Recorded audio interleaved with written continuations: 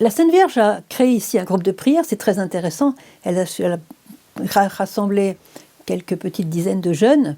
Elle leur a parlé pendant 7 ans pour comment vivre, comment être ouvert, comment trouver la voie du bonheur, de la sainteté, comment trouver la paix intérieure, comment trouver la paix dans la famille, et comment se préparer à la grande rencontre finale quand l'heure a sonné.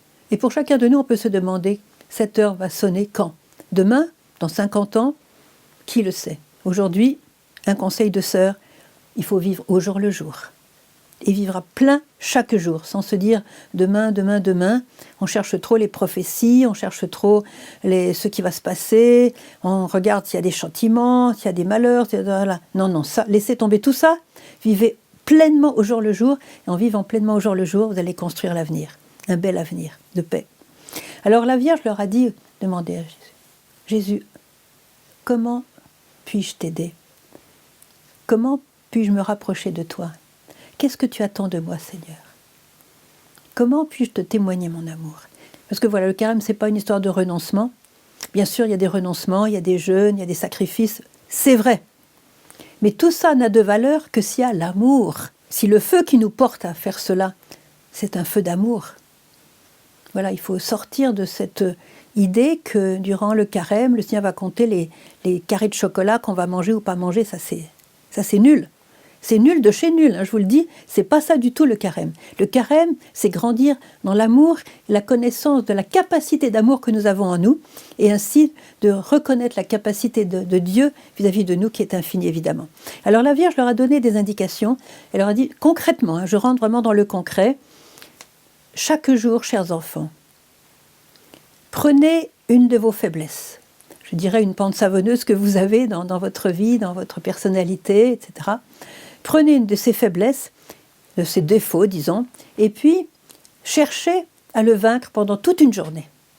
Quitte à le faire pendant plusieurs jours, mais vous pouvez aussi changer de défaut chaque jour. Je vais vous donner des exemples de défauts. Alors j'ai toute une liste. Accrochez vos ceintures, parce que vous allez reconnaître certains d'entre eux. En tout cas, moi, j'en reconnais plusieurs, je vous le dis tout de suite. Soyez tout à fait conscients de qui vous parle.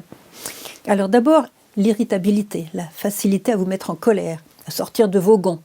Voilà. C'est ça. Ensuite, il y a l'impatience. Mea culpa, mea culpa. L'impatience, voilà. On s'énerve, on dit des paroles d'impatience, l'ambiance commence à devenir un petit peu lourde, voilà. Ensuite, la critique. On a peut-être besoin tous les jours de critiquer quelqu'un, de critiquer une situation, de critiquer une chose négative. Je me souviens de Marthe Robin, cette grande mystique française, qui recevait quelqu'un qui était, disons, dans une communauté en France, quelque part là-bas, et une communauté de femmes, et elle commence à critiquer les unes et les autres. Et Marthe a crié en disant « Allez, passons, passons, passons, passons, passons. Ne vous arrêtez pas à tout ça.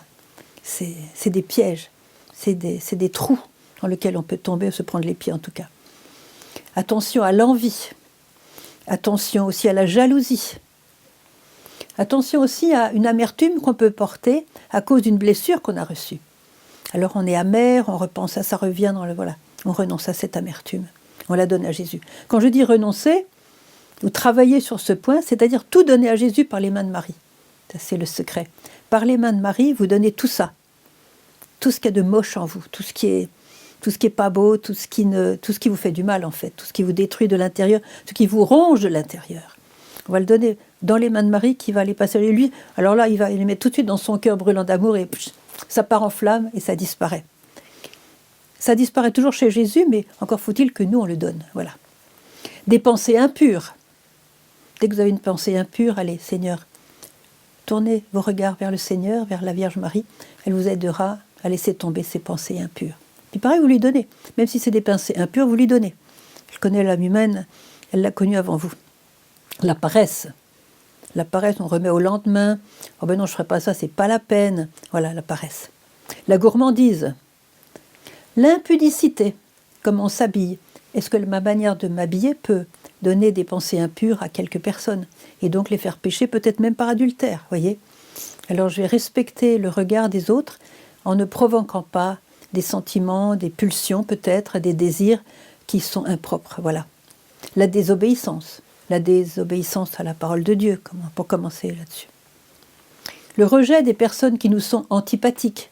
On va manifester que dégagez, allez, je ne veux pas vous voir. Alors, pour ce cas-là, la Vierge a dit, justement, rapprochez-vous aujourd'hui de cette personne, priez pour cette personne, essayez de voir quelles sont ses souffrances, ses problèmes, ses désirs, voyez, rapprochez-vous gentiment avec un bon sourire. Voilà. Et puis, je vais terminer sur un défaut qui est malheureusement très très fréquent aujourd'hui, la tristesse. La tristesse, c'était un grand saint du IVe siècle, Casiano, qui disait que la tristesse était le 8e vice capital, le 8e péché capital, si vous voulez. Il y a 7 péchés capitaux, mais alors la tristesse, pourquoi la tristesse? Parce qu'elle engendre toutes les facilités à pécher des autres péchés. Alors, quand vous aurez fait cette liste et que vous aurez pointé chaque jour, donc sur quel défaut, sur quelle pente savonneuse vous allez travailler, vous avez fait déjà un excellent travail.